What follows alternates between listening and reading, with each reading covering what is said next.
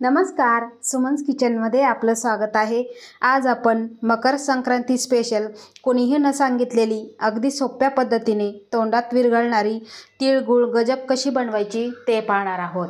तर त्यासाठी आपण काय काय साहित्य घेतलेले आहे ते बघूया। तर इथे मी गावठी तीळ घेतलेले आहे। हे तीळ थोडेसे भुरकट रंगाचे असतात। आता हे तीळ मी 200 ग्रॅम घेतलेले आहे आणि कपाने म्हटलं तर 1.5 कप घेतलेले आहे। त्यानंतर इथे शेंगदाणे घेतलेले आहे। शेंगदाणे हे मी 1 कप घेतलेले आहे। वजनी हे 100 ग्रॅम आहे। तर चला सुरुवात करूया। तर इथे आता आपल्याला तीळ भाजून घ्यायचे आहे, शेंगदाणे भाजून घ्यायचे आहे।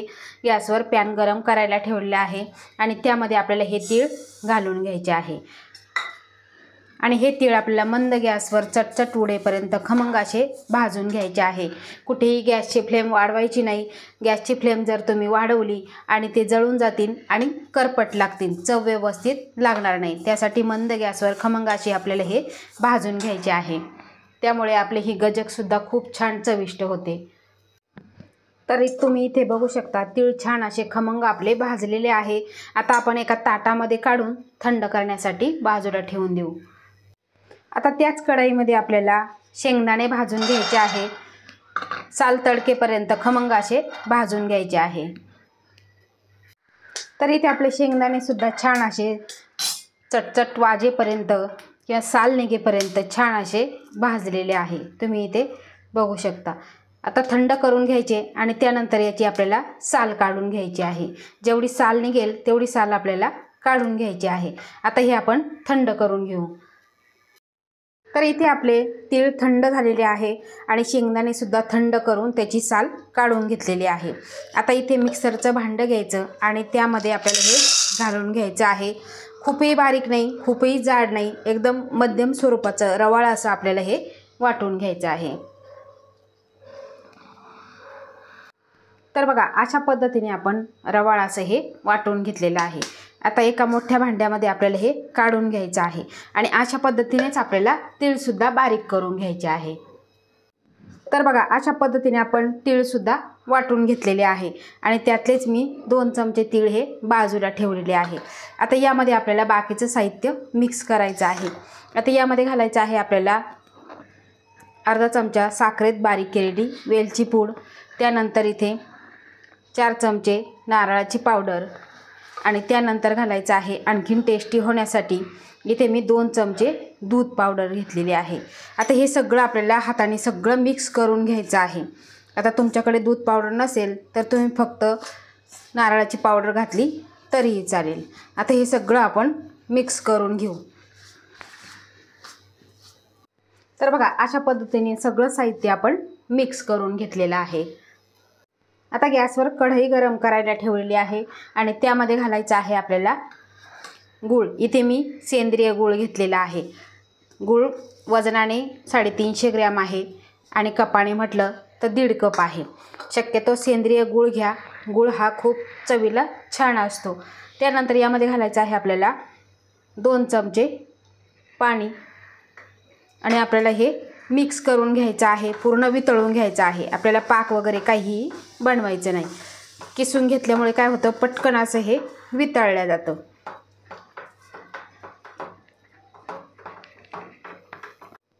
पूर्ण गूळ वितळलेला आहे आणि आपण किसल्यामुळे काय होतं, पटकन असा वितळला जातो आणि कुठेही गाठी वगैरे राहत नाही।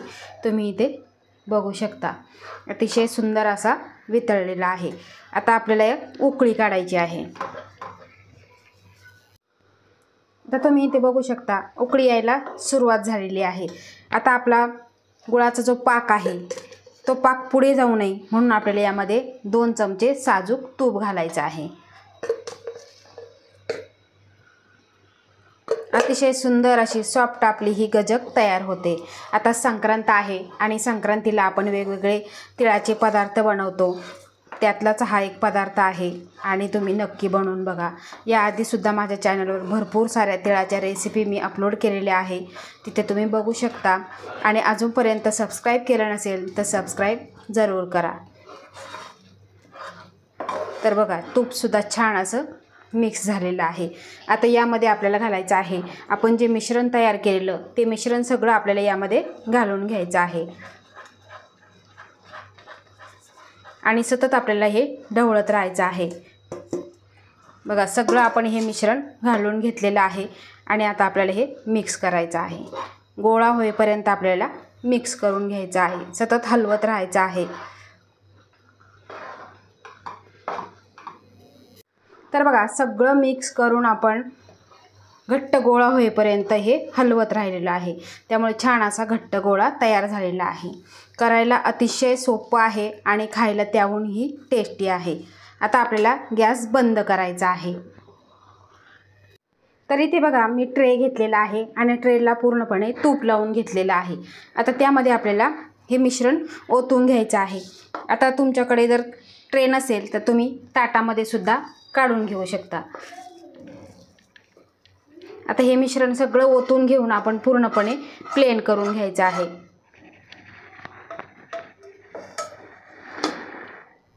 तर बघा प्लेन करण्यासाठी मी इथे स्पॅच्युला घेतलेला आहे आणि आपल्याला हे सगळं मिश्रण पूर्णपणे प्लेन करून घ्यायचं आहे। तर बघा अशा पद्धतीने आपण पूर्ण प्लेन करून घेतलेलं आहे। आता जे तीळ ठेवलेले होते ते तीळ यावरती आपल्याला घालायचे आहे। आता तुम्ही यावरती काजू घालू शकता, पिस्ता घालू शकता, तुम्हाला जे आवडेल ते तुम्ही यावरती गार्निशिंगसाठी करू शकता। अतिशय सुंदर अशी ही गजक तयार होते। आता हे मिश्रण आपल्याला 2 ते 3 तासासाठी पूर्णपणे आपल्याला सेट करण्यासाठी ठेवायचं आहे। तुम्ही फॅन खाली ठेवू शकता किंवा असंही किचन ओट्यावर सुद्धा ठेवू शकता। आता हे आपण पूर्णपणे थंड करून घेऊ। तर इथे आपलं मिश्रण पूर्णपणे सेट झालेलं आहे, थंड झालेलं आहे। आता याच्या कडा आपण मोकळ्या करून घ्यायच्या आहे। तुम्ही इथे बघू शकता अतिशय पटकन अशा ह्या मोकळ्या होतात। आपण याला तूप लावून घेतलेलं आहे त्यामुळे। आता हे आपण काढून घेणार आहे। तर बघा अशा पद्धतीने कडा मोकळ्या केल्या आणि एकदमच आपण ट्रेमधून काढून घेतलेलं आहे आणि आता आपण हे चॉपिंग बोर्डवर ठेवलेलं आहे। त्यानंतर आपल्याला पाहिजे तसं आपण कट करून घ्यायचं आहे। किती छोट्या मोठ्या त्यानुसार आपल्याला कट करायचं आहे। तुम्ही इथे बघू शकता या पद्धतीने आपल्याला कट करून घ्यायचं आहे। अशा पद्धतीने आपण सगळ्या कट करून घेऊ। तर बघा अशा पद्धतीने आपण कट करून घेतलेला आहे। आता त्यानंतर तुम्हाला किती छोट्या मोठ्या त्यानुसार तुम्ही गजक कट करून घ्यायचं आहे। अतिशय सुंदर असं बिलकुलही बिघडलेलं नाही। याआधी सुद्धा मी भरपूर साऱ्या माझ्या रेसिपी दिलेल्या आहे। अजिबात न बिघडता न चुकता अगदी नवशिक्यासुद्धा बनवू शकतील इतक्या सुंदर अशा ह्या पद्धतीने मी रेसिपी दिलेली आहे। तुम्ही तिथे बघू शकता। आता तुम्ही इथे बघू शकता अतिशय सुंदर अशी झालेली आहे की लहानांपासून मोठे वयोवृद्धसुद्धा खाऊ शकतील, एवढी सोपी पद्धत सांगितलेली आहे। तर ह्या पद्धतीच्या ह्या थंडीमध्ये किंवा या मकर संक्रांतीला असे तुम्ही तीळ गुळ गजक नक्की बनवून बघा। खूप सुंदर होतात, चवीला तर अप्रतिम लागतात आणि एकदम कमी साहित्य आहे। तर ह्या पद्धतीच्या तीळ गुळ गजक तुम्ही एकदा नक्की बनवून बघा आणि तुमचा अभिप्राय मला कमेंटद्वारे नक्की कळवा। आवडल्यास लाईक करा, शेअर करा, सबस्क्राईब करा आणि बाजूचं बेल आयकॉन बटन प्रेस करा। धन्यवाद।